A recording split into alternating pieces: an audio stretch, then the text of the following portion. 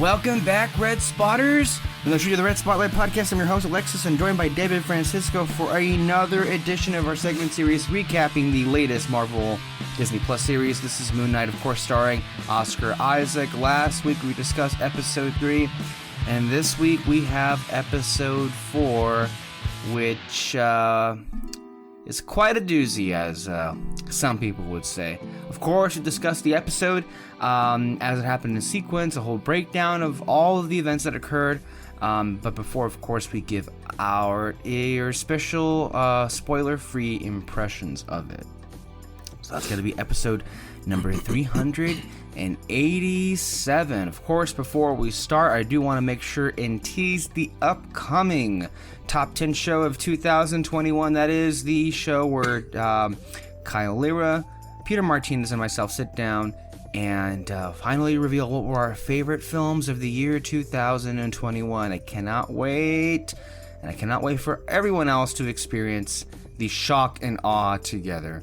There are surprises coming from what I've been told, so that's going to be a wonderful, wonderful show. But before we even get to the episode this week, evidently Marvel Studios chose to treat us to a trailer for Thor: Love and Thunder, which is opening in theaters this July. Thor: Love and Thunder also marks the return of Taika Waititi to the Marvel universe, his first installment being Thor: Ragnarok. So, so David, what did you think of this trailer? I really liked it. I'm excited for Thor. I'm honestly just excited for Taika Waititi to make another movie. Absolutely. He's so great. But mostly I like the trailer because it just seems like it might be an adventure type of movie. Like if they didn't tease this big bad, or they didn't tease some world-ending thing. I mean, maybe it'll happen in the movie. I don't know, but I just like that we're kind of getting an adventure with Thor and who's the rock guy? Korg? Korg, yeah. It just seems like an adventure. No, it was a great teaser trailer. Not so much in you know, the trailer gave in the way of plot, but a lot of wonderful moments and characters that we got to see return, not the least of which include some of the Guardians of the Galaxy. I think my favorite moment in the trailer, which has honestly just like led me to crack up so many times at this point, is when Quill is talking to Thor about, like, you know, the people that you love and looking them in the eye. And I love that the camera just slowly pans and, like, you see Thor lovingly looking at Quill, and Quill's like, not me. And, like, that was so, like, that moment to me, it's like, okay, I'm gonna love this movie. I'm like, yeah, it's kind of hard because, like, Thor Ragnarok was so much fun. I think Taika Waititi's, like, abilities as a director has only grown since Thor Ragnarok, which, if you can believe, was in 2017, right? Thor Ragnarok. So we're talking about, like, what, 5-6 years? I think 5 years since 2017, maybe even a little over that. So that's crazy that we didn't get a Thor movie until like 5 years after the fact. Of course, we've seen Thor in Infinity War and in Endgame. So, and then Taika went on to direct and write Jojo Rabbit, which actually won him his first Academy Award for Best, I believe, Adapted Screenplay. So, yeah. I can't wait. Like, this probably will be the best Thor movie, just by looking at it. And that's with, like, so much going on around him. Like, I think you even saw in the teaser, I don't expect, like, I don't know, the Guardians to be in this movie all that much. Maybe for, like, maybe the first opening sequence, because you also see the Benatar just leave Thor. And I don't know if, like, it'll be a situation where, like, they come back and pick him up at the end of the movie. At the moment, he's not expected. I don't believe Chris Hemsworth is expected to be in Guardians of the Galaxy Volume 3. So I don't know ultimately what will come of that. But literally everything here is exciting. We got our first look at Jane Foster Thor. Is that what we're gonna call her? Or the Mighty Thor? Yeah, that's her. The Mighty Thor. Mm-hmm. We got a little glimpse of what's her name? Valkyrie, who is the king of Asgard, and probably like it was a really quick shot, but like it seems like people are fighting over New Asgard on Earth, which is typical. And annoying already. Not that, I mean, I'm not annoyed because they'll go into it. It's just like, okay, that's just, yeah, of course, we're gonna bicker about like New Asgard now.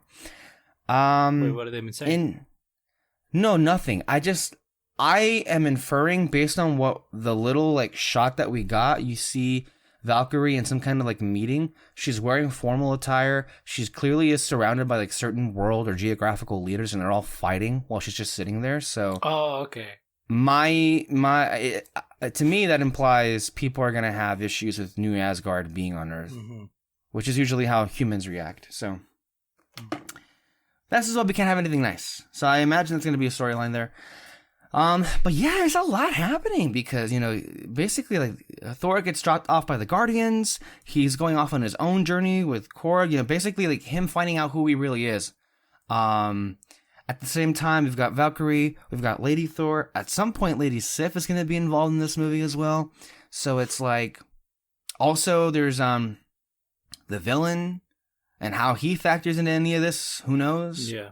So I guess Zeus is in there as well, which is interesting. So yeah, it's a lot, but I don't know. This is like, to me, the only like. Taika and James Gunn's films are the only movies where I have like no reservations about. Like, to me, the fact that Taika Waititi and James Gunn are doing Marvel movies, this year and the next year, like those are the only ones that I like are slam dunks to me, because it's gonna feel like old Marvel, where everything that was released had a little bit of a magic to it. A magic that's kind of like been mostly erased now with some of the later releases. And so, yeah, they're kind of like the only, that's sad to say, but I think they're the only movies Marvel has coming up where I can legitimately say I'm excited and not really be worried about it. Yeah. Because I kind of know they're going to be great. So, yeah. That's kind of where we are. Yeah. Anything else? No, just I'm excited. All right. Let's go ahead and get into this episode of Moon Knight. Moon Knight is a show that I have been enjoying a lot more than I would have anticipated. Go back and listen to our reviews, but much of it has really been so far enjoyable. And then this episode happens, and this is kind of the best episode yet. I really, really, really like this episode. Dare I even say loved it. There are a lot of aspects that I loved about it. And then obviously a lot of intrigue. There are a couple of twists and turns. I will say what I am very thankful for with this episode is how we kind of saw a return to a little of the horror elements that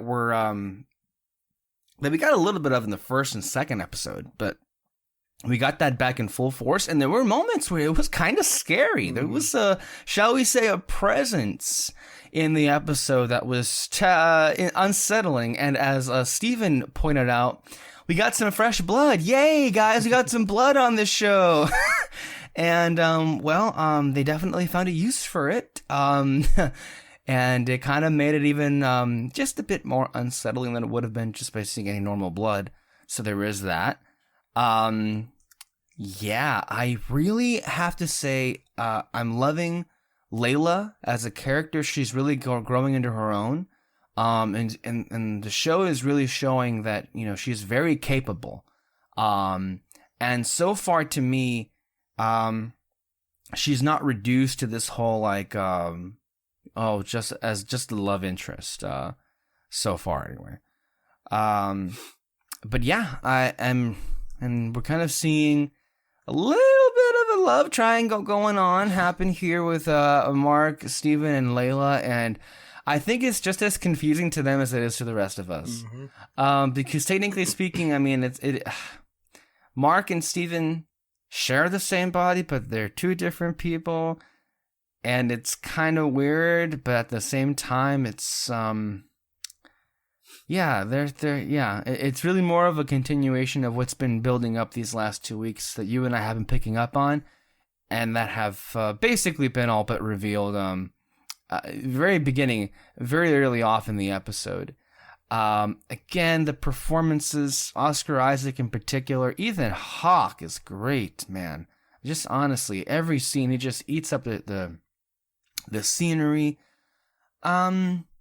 And then there are twists that happened that kind of made me feel like, well, at first I will say in regards to the twist, I was a little bit like, what the fuck is going on?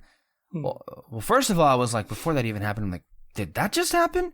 And then we go to like, wait, what the fuck is this?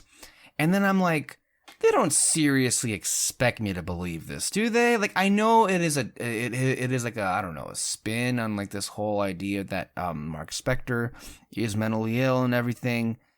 Then the more it goes on, the more it gets you to think. But then some definitive things happen toward the very end of that sequence that make you think like, well, this is not really what it seems to be also. So what is happening here? So yeah, I really am liking this episode. No, I really like the episode. I'm really liking the show. I don't know. If episodes 5 and 6 can stick that landing, which we have to stress, it's very, very important that they do, because a lot of the other Marvel Disney Plus shows, seemingly for a number of different reasons, don't quite make that mark. So again, keeping our expectations in check. I thought this was pretty great. What do you think? Mm-hmm. No, yeah, I thought this was probably one of the best episodes. Just a lot of it, mostly because of I liked what was happening throughout the episode. Like you said, the horror aspect of it, they pretty much stepped it up a bit. Oh yeah, I really liked what they were facing and everything, and just it wasn't like a lot of suspense, but it was pretty suspenseful. And actually, I didn't even think about it, but yeah, there was a lot of blood in this episode. No, yeah. So that's pretty cool. Just keep it up, please. Just I want to see like violence now. Yeah, let's do it. And then, then just like I said, Ethan Hawke for sure stepped it up too in this episode. I really am liking him like a villain. He just somehow steps ahead of everyone. I'll have one minor complaint about Layla and Steven's relationship, but we'll get to it. But then that twist happens, and yeah, that one actually got me really interested. I'm like, oh, okay, we're doing this now. But it was the ending of it that just kind of like, oh, I'm excited what's going to happen next. Yeah. Absolutely, yeah. And it's like, well, there's only 2 episodes left. Mm-hmm. And I think this is and that isn't to say that, look, if the next 2 episodes are solid, then sure, you can justify that episode count. I think for me as a fan of like television shows, it kind of gets me a little bit disappointed that I'm at the end of the 4th episode. I'm so excited, but then when I think about like there are only 2 episodes left and then this is done, I'm like, I don't know, man. I'd rather have 4 episodes left than 2, you know? Mm-hmm. Kind of like 8 episode seasons, you know, should be there, but no. Anyway, there is that. Shall we go ahead and get into the episode as it happened in sequence? We start off this week with Layla and Steven in the desert. It is at night, and Khonshu has just been imprisoned, right? Mm-hmm. So yeah. Khonshu was imprisoned. They showed they put him like in the display, I guess, and you see other little statues being displayed. I think I heard there was like 10 statues. I'm guessing other Egyptian gods, who knows who. And then it cuts back to Layla and Steven still in the desert, and they're trying to run away from this truck that was following them. And I mean, it was okay. There was just a lot of open space. I feel like there could have been a lot more danger of it. Sure. I don't know. But still, though, I like the way they kind of got away. Layla being smart, using the flare, tossing it to, I guess, dynamite. But I just, I think they could have added a little bit more danger or something. Either way, they get away. It was fine. Yeah, it wasn't anything special, but I think to me it's pretty funny how, Steven wakes up and then she's like, what? After she basically just took care of him, which again, what I like about it, it shows you Layla she can handle herself, it seems like. Which won't be the last time we've seen this episode that she can handle that. Surprisingly enough, so there is that. All right, and then after this, they are driving toward the location. And while this drive is occurring, there's a conversation. Mark is trying to convince Steven to give him control of the body. Steven doesn't want to. Clearly, he doesn't like not having control of the body. All the while, he tells Layla that he and Mark had an understanding that once Khonshu would leave the body, so would Mark. And then Layla feels like, okay, well, that's great. You're making decisions about me or that affect me without me being concerned about it or being made aware about it. So there's that. Yeah, to me, it's also just like on the heels of what happened last week. It just feels like the longer Steven is out and about and, in control, and in particularly next to Layla, the more like he does not want to let go of it because he really, really is basically already in love with her, just off the bat there. And then we see them get off the car because they've reached a point where they can't really pass through it, so they have to go on foot. They pass by mountain ranges, and what ends up happening is they stumble upon the campsite where was it Harrow? Harrow and his people were at, but it's kind of empty. There's nobody there. And so they walk into it and they try to see what kind of supplies they can acquire to really climb down into the tomb itself. And a couple of really interesting exchanges happen here. First, we see Mark talk to Steven. Basically, he can tell that Steven's pretty scared about this entire situation and not sure what to do. And again, trying to talk him into, giving him back control of the body, also saying that he's not alone. And Steven very much of the case is like, I know I'm not alone, I have Layla. And then off the bat, Mark just catches it and it's like, oh, so what? You're in love with my wife now? And Steven just kind of shrugs it off and walks off.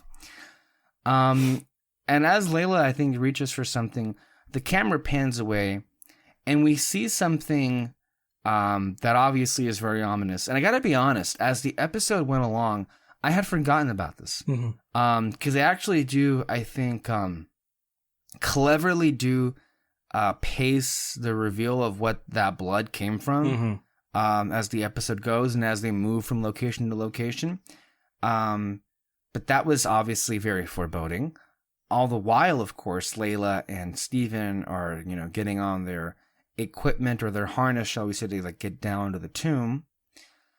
And as obviously that happens, the two of them have to be kind of close to each other as she puts it on him.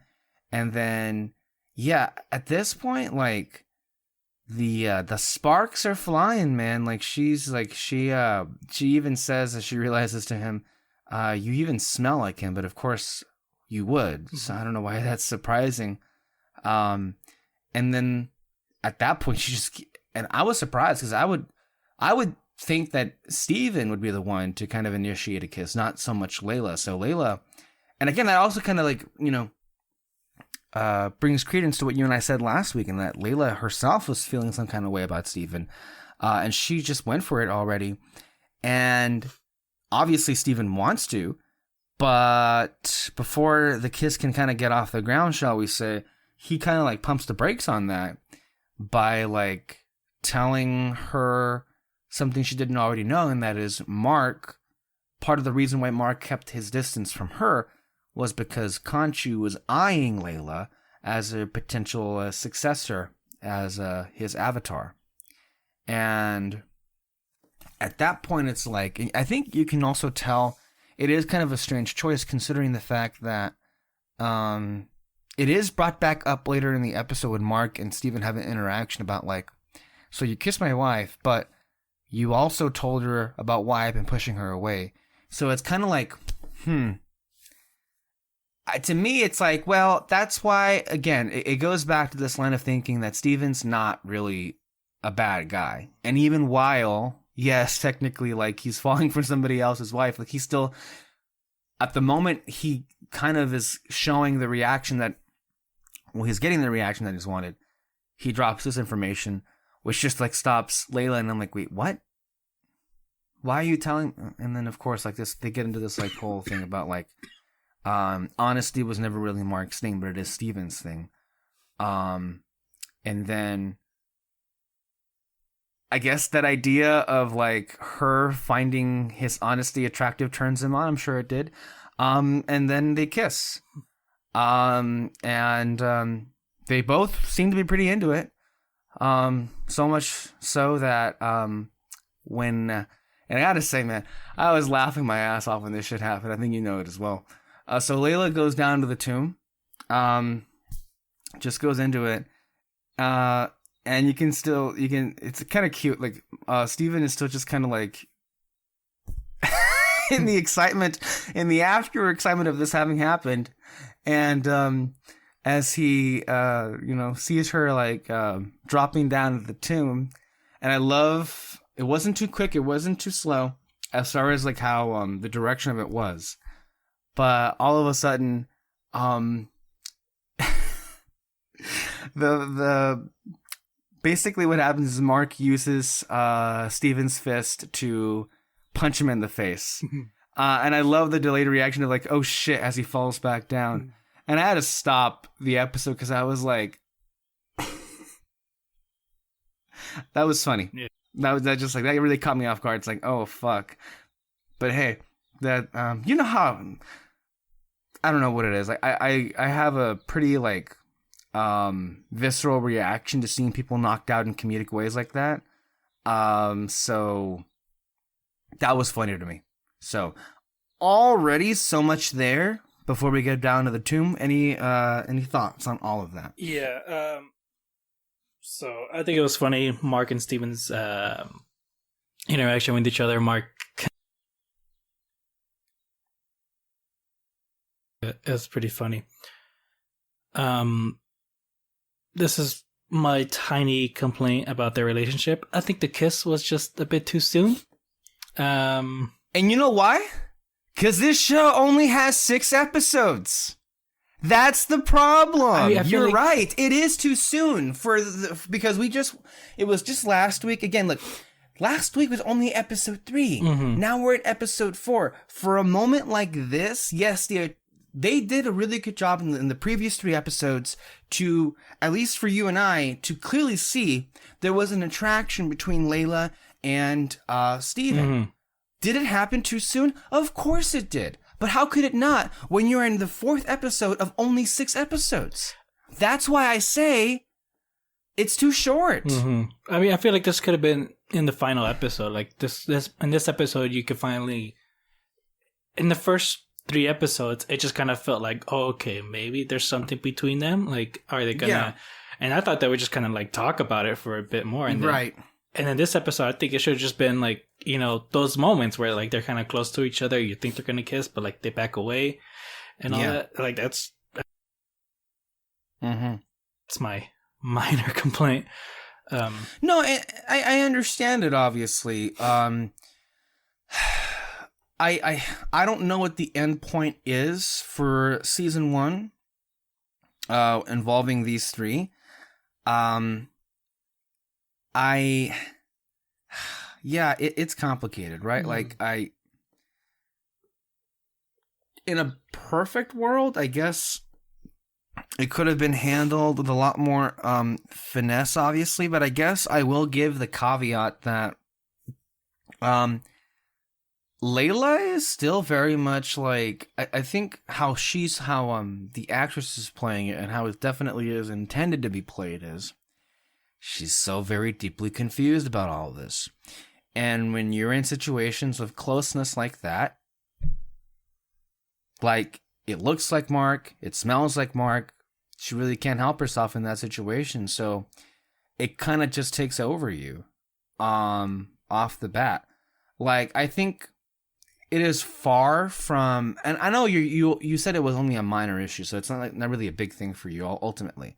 But to be clear about it, and I think you would agree with this as well, it is far, far away from like the worst like offenders or examples of like kisses that come too soon or out of nowhere. It was gonna happen, clearly. But it's like, I'm trying to think of what did that kiss really mean? It meant that those two are attracted to each other. But at the same time, like, there really is no, because there's been no discussion, and it's kind of an awkward one to have, how this is going to work between the three of them. Yeah. And it kind of can't get to that point because this episode has other priorities, it seems to. So, I don't know. I will say there was some speculation as to whether or not there would be a season 2 of Moon Knight. I have to think there would be. First of all, I think the show is being really well received. Just across the board, I would say. Like, to me, it's so cool about this show that it exists in the MCU, but it's not constantly reminding me that it's in the MCU. Yeah. Honestly, like, I watched this whole episode, and if it weren't for the Marvel logo, I would forget it was part of the MCU. And I think that's an example of, like, them doing new projects that are in this universe that, yes, connect to it, but don't feel exactly the same. More of this, please. Thank you. But there was some speculation out there because Disney Plus, or actually Marvel Studios, submitted, what's it called? Moon Knight and Hawkeye in the limited series category for the Emmy Awards that happened in September. Now, a lot of people think this to mean that, Hawkeye and Moon Knight are limited series, therefore they're not going to get a season 2, like WandaVision didn't get season 2. I think people really, I don't know, it's situations like this that make me really kind of question the intelligence of people. WandaVision very clearly was never going to have a season 2. Like, just watch WandaVision and know what that show is really about. Like, that was a one and done. Hawkeye and Moon Knight, on the other hand, very clearly, based on, like, the Hawkeye show and obviously these 4 episodes, these are characters that can sustain several seasons worth of stories. And are not clearly going to be, like, done at the end of it. So I just wanted to put that out there as to, like, the trajectory of Moon Knight. So there's that. Anyway, where were we? Well, they go down to the tomb, whatever. They just, I think they're walking around, and they make it to a spot where it sections off into 6 other halls or tunnels, whatever. And the way they figured it out, it was Steven who figured out that, like, if it's sort of in the shape of the Eye of Horus, I guess. I don't know how exactly he figured it out. Well, but before that, can I just say, it is so fun to see Steven just geek out about all this Egyptian stuff. Oh, yeah. Like, honestly. And I think one of my favorite moments of this entire show has to be, well, first of all, when Steven fell into the tomb, was that him just being his bumbling self, or did, like, Mark push him off the cliff? Thought Mark pushed him off the cliff. Because I think that would make the most sense. So I was just kind of like in my mind, well, it could have been one of those two things. But I think it was more that Mark was not happy at that moment, clearly because, he just kissed his wife. Mm-hmm. And immediately as like Layla is helping him get up, what was it? What did he say exactly that? Well, look at you. Oh, yeah. And of course, like Steven says it in a way, obviously this comes off like so many like, compliments and of course the kiss, and Layla's obviously feeling a little bit away about him. And Layla like kind of gushes a little bit like, oh, how sweet. Yeah. And then she realizes like quickly like, no, she's looking behind her.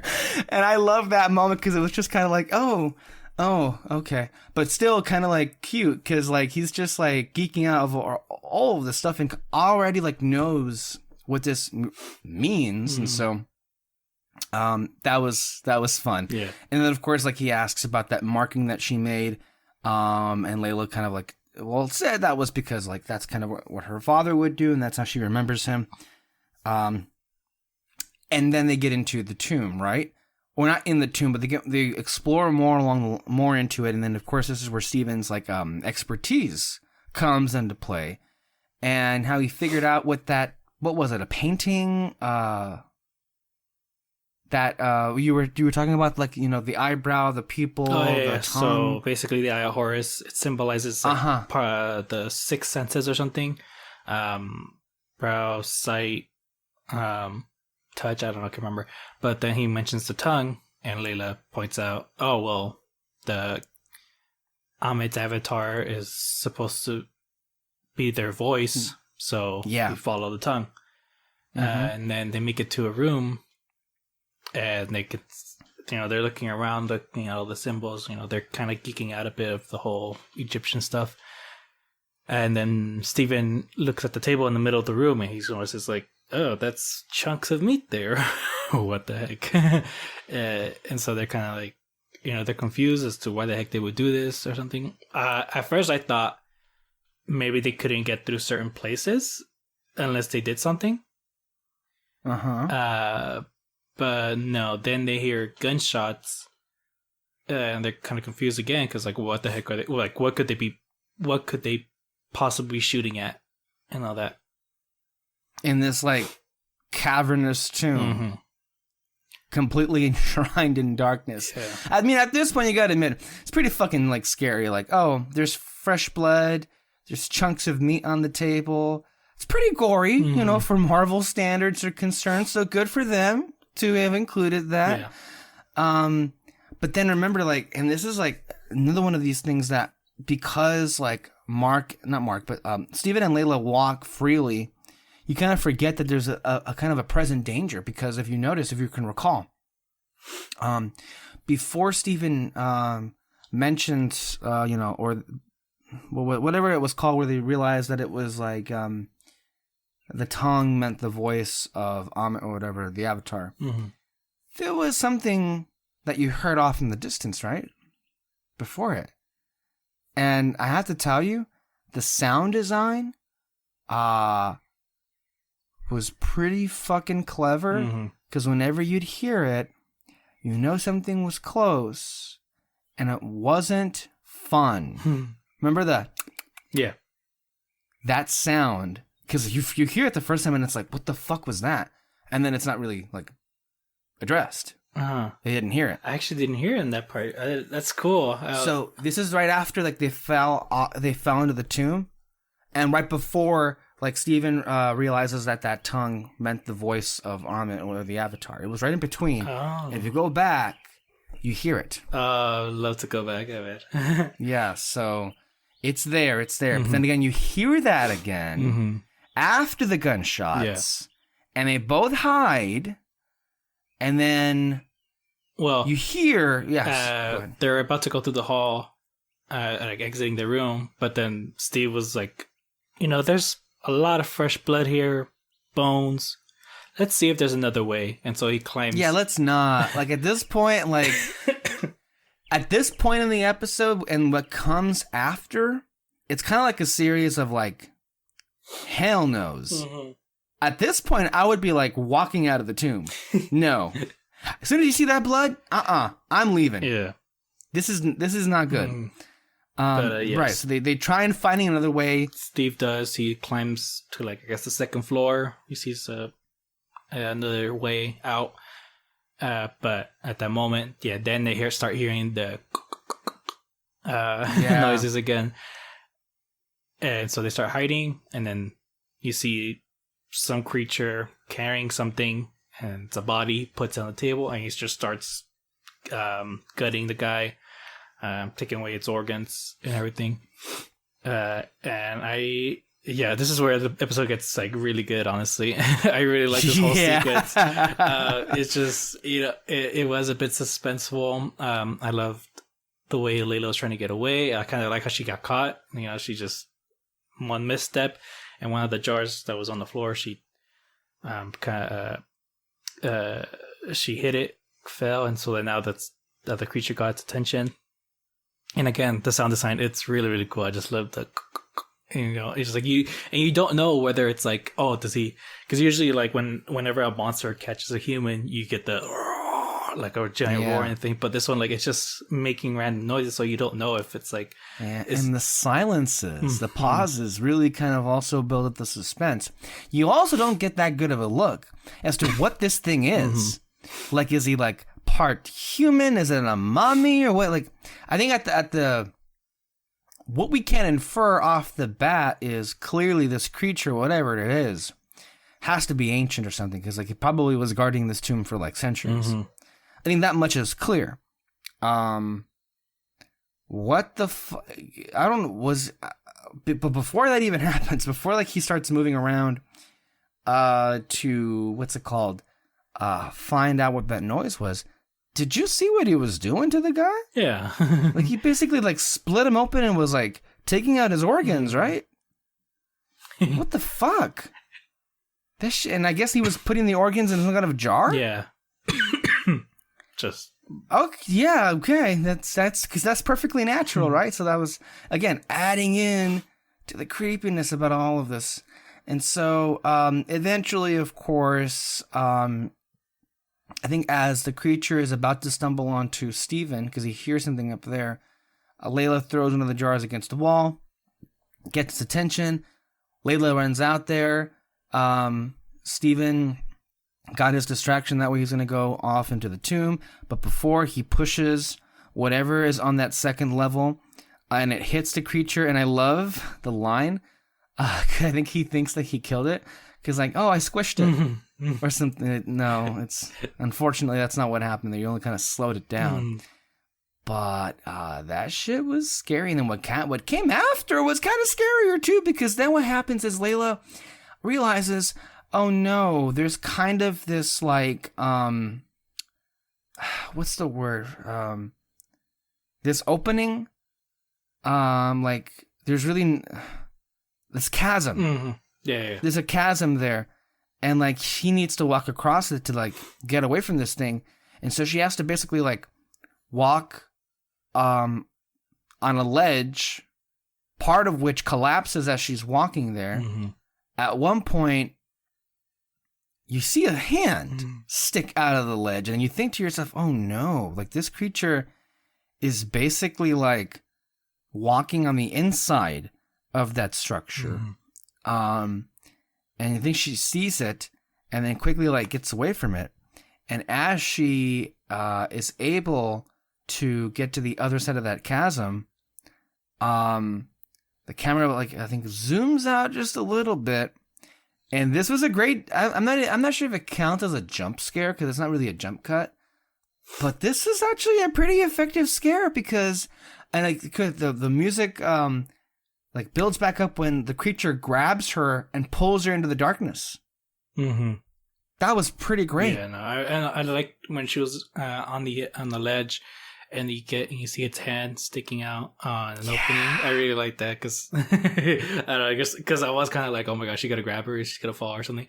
And yeah. But yeah, that was like a cool little scare. And then like when she got pulled into the darkness, and then she comes out, and then finally she gets out again. It's like okay, it's cool. Very effective. Again, showing like the best fight scenes are the ones that you don't see. Yeah, that's yeah. So that yeah, that was funny. but yeah, but again, she remarkably held her own against this creature, and eventually she's able to get the upper hand. She got a lot of leeway from those what do you call them? Flares? Those SOS? Yeah, those flares, exactly. And so she lit one up and stuck it in his eye. Mm-hmm. And then I was kind of like, whoa, did that just happen? Because like she basically like what you see happen is they both like roll off the cliff. But then no, like she was able to like push him off, and she was just able to barely hang on, and then like climbs back up on it. And just finally is able to is given the chance to just scream over like, what the fuck just happened? And of course, at that moment, who walks in? Harrow. To deliver some bombshells. A bombshell that clearly I think for the most part we got right as far as like what is revealed in this moment, right? Yeah, for the most part. Well, you guessed it. That Mark killed Layla's dad. During one of his trips, I guess. Yeah. And although in this, it's not, well, from this conversation, it's not really, I think I can made all that clear. But later on, it is clearly, at least what Mark says, Mark was not the one that indirectly, or he's not the one that directly killed Layla's father. But it was because of Mark's actions that indirectly led to her father's death. I think it was clearly building in that moment, and obviously Harrow is just using this moment to kind of like cripple the trust between Layla and Mark. That way, like he can go ahead and like push through them and get what he wants. But yeah, it's pretty great delivery, and yeah, poor Layla. Yeah, poor. No, yeah, I like their conversation. Again, I like Ethan Hawke's character just being so confident, like he knows he's a couple steps ahead, and all that.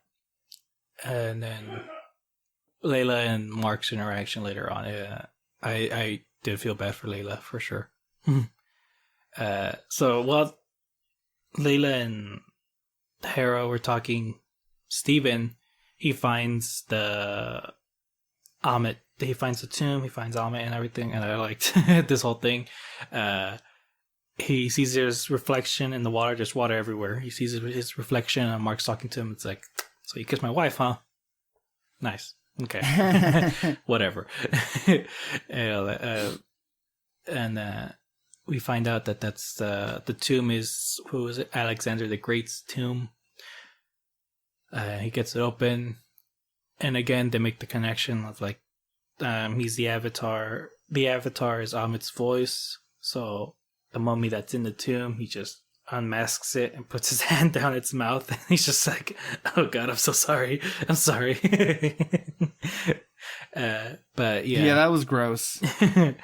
Yeah, but he finds Amit, but then that's when Layla comes in and they have the interaction again. Mark comes out once she mentions if Mark killed her dad and everything, which second time we see like the full transition between, or like the full switch between the two, and I really like that he does it.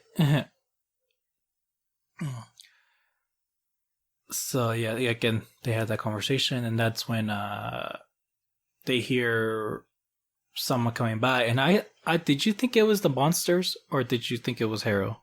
I thought it was the monsters. That it really threw me off because the sound that you hear is clearly from the creatures. First of all, because it was never really made clear, I was, at least at that point in the episode, I thought there was only one, not several of them. So I guess, though, it would make sense that there would be several of them, because obviously there was a team that Harrow has with him, and maybe they were like firing several bullets, so it makes sense. I don't know, like, it's weird, right? Because were they just like, were they hiding somewhere? were they working with Harrow? Like, I don't know. Clearly they weren't, because they were shooting at him. They were killing some of his men. So, yeah, that's kind of what threw me off about that whole entrance. But because, like, you hear the creatures, but then Harrow's people walk in, and it's like, what? I thought they were trying to confuse us by, like, we're not hearing their voices. We're hearing, like, the gun somehow it's making noises. I don't know how, but... but yeah, I did think it was the monsters, but no, it was Harrow's men. When they hurt them, though, Mark told Layla to get out of here. He'll hold them off, because I guess they thought it was the monsters too. So he's just like, "Fuck it." Mm-hmm. And then, so he starts telling him, like, just give up, give me Amit and all that. But he's like, nah. Mark says nah. And I think he killed like 3 guys, and then Harrow shot him. And this is where the big twist is coming on. He shoots him, he's stumbling back. Harrow shoots him again, and then he falls into the water. And it's somehow... The water isn't shallow. It's not deep or anything, but it's somehow like we see under him, and it's supposed to be deep, and the light's fading away and all that. And then we see something else. It's some the scene switches, I guess. And for one thing, I kind of like that switch of the 4:3 aspect ratio, and you can clearly tell that you're seeing something old. Yeah. I was thrown, well, by a lot of things, clearly, but in that moment,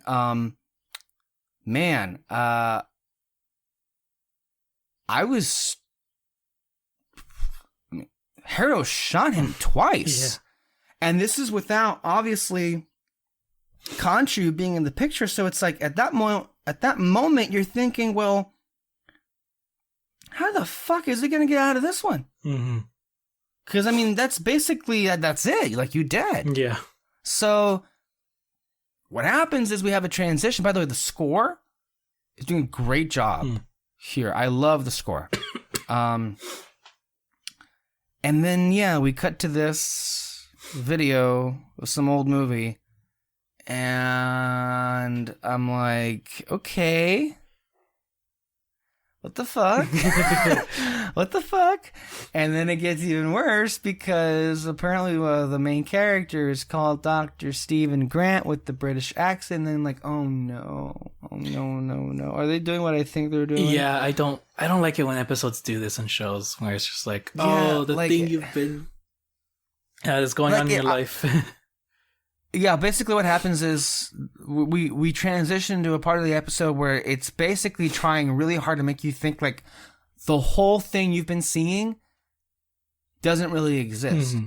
And look, not for nothing, they really went all out with it. Yeah. Like, they really, I think, put so much effort into like making you think that way. But I, like you... Like, I've seen enough shows to know when they're janking my chain, you know? I know that's ultimately not what's happened here. I also know this is a Disney Plus show. This is a Marvel Studios show. For however adventurous as they may seem, they're not going to do this. Where everything before the fact didn't matter. It kind of like, but a lot of shows do this. Like, you remember in Agents of S.H.I.E.L.D., they did that with the 100th episode where, Coulson goes down into a lower level of the base where the fear dimension is like seeping in, and then they get like, Mike Peterson, and the entire time he's making him think that the last 5 seasons of the show never happened and was all in his head. Mm-hmm. Like, not that was poorly handled, but just the idea of it, kind of like, okay, but really, guys, like, I'm not gonna fall for it. Yeah, like. I know this isn't what's happening here. Not that I don't appreciate the effort, but just it kind of is annoying. Yeah, I mean, it is fun when they kind of point out, it's like, no, like, well, as you're seeing this hospital, you see other things, the movie main character, Stephen Grant, the fishbowl that you see, is supposed to be his fish and all. So it's always fun when those... You see a Moon Knight action figure, you see his old boss in the museum is a patient there as well. You even see Layla in there. You see, of course, Arthur Harrow as the psychiatrist. the painting of like from the first episode, location of it.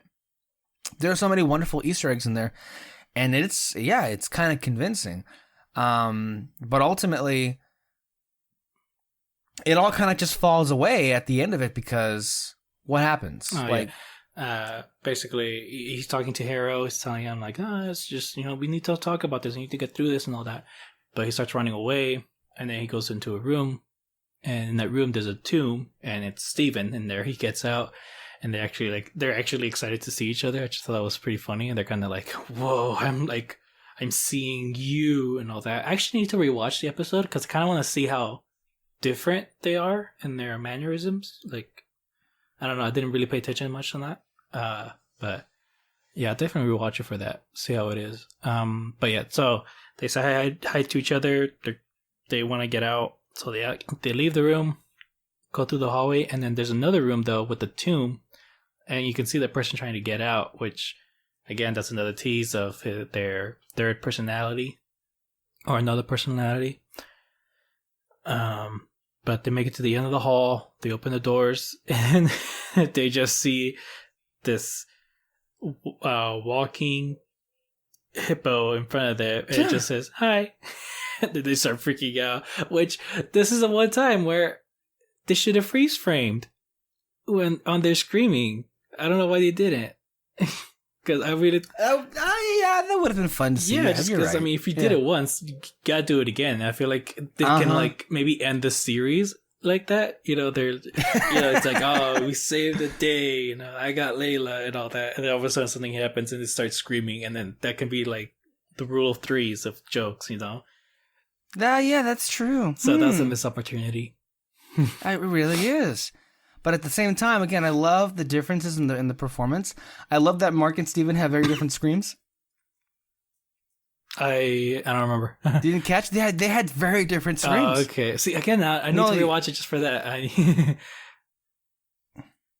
Yeah, no. Steven's a lot more high pitched. It kind of reminds me. Do you remember how Fitz screamed in Agents of S.H.I.E.L.D.? No. It's kind of high pitched. You don't remember that one? It's more of a girly scream. I'll just put it that way. I don't like to use terms like that because they're not very helpful in other societal standards. So, but to get the picture across, that's kind of what it sounds like. A more feminine, I guess you should say, way of screaming. But yeah, I also props to the production design for this episode. The tombs looked great. The sarcophagus, or the tomb of like Alexander the Great, looked amazing. Even this hospital looked great. The costume, by the way, as well, the costume department. I love how we get to see Mark and Steven at the same time, and you see the differences in their wardrobe. By the way, one of my favorite moments was when Mark opened up the tomb, and then you saw that Steven was in there. And that they kind of just like embraced each other and like so happy to see, even though it's just nice to see them not fighting for a change and kind of like be happy to see one another. So that was fun. But then as they walked by, as they're trying to get out of there, they walked by something else, another like Egyptian like tomb, and something in there trying to get out. And I bet you that's the third personality. That's the third personality that was trying to get out there. And I have to imagine that whenever we go back to that scene after Harrow shot them, I'm going to assume it's that third guy, Jacob something. That's the personality's name, Jacob something. I have to assume he takes control, and I don't know what, like pushes the bullets out. I don't know. Even then, I mean, I don't know obviously what's happening here, but that's going to play a role. And then that hippo, well, I guess she's an Egyptian god? Yeah, it's Tawaret. I'm not to say exactly, but yeah, that's she's a goddess mostly used for pregnant women. Kind of get their blessing. Not so much like a blessing, like she helps out pregnant women, basically. Yeah. And this kind of like reminds me of something I skipped at the beginning of the episode, which was we see one of the gods like hold on to the little, I guess, talisman, not talisman, but like the little statue of Khonshu that they imprisoned him in. And they put him on a wall of other gods that we see that were imprisoned. And I have to think, I wonder what that means ultimately, that there were so many gods that were imprisoned. Yeah, just, and why they were imprisoned in the first place. So that is very interesting. And I think that kind of brings us to the close of this episode. And I'm like, all right, well, fuck you for making me wait a whole week for the next installment because I want to see what happens now. Damn it. Anyway, great episode. I think this one was my favorite, but you know what? I'm really loving this show. And I really hope the next 2 episodes deliver. I really do. Yeah. Actually, one thing, the goddess that they showed in the end, actually, I liked her voice because I thought they were going to go for like, hi, but no, she was like, hi. I know, that was a great, yeah. I love that. I can't wait to see her, see how she's going to be. Yeah. Yeah. No. Great show. Great episode. Anything else? No. That's it. Well, I guess we're done. I want to thank you all so much for listening to our recap. We're just so excited about what's going to happen next week, and stay tuned under our Red Spotlight as well as more reviews. We also got, of course, the top 10 show of 2021 and a review pretty soon of Robert Eggers' The Northman, currently playing in theaters. I forgot to mention, I saw Everything Everywhere All at Once. Oh, did you? Yes. Oh, when did you see it? Days ago. It sucks, right? Yeah, it's the worst movie ever.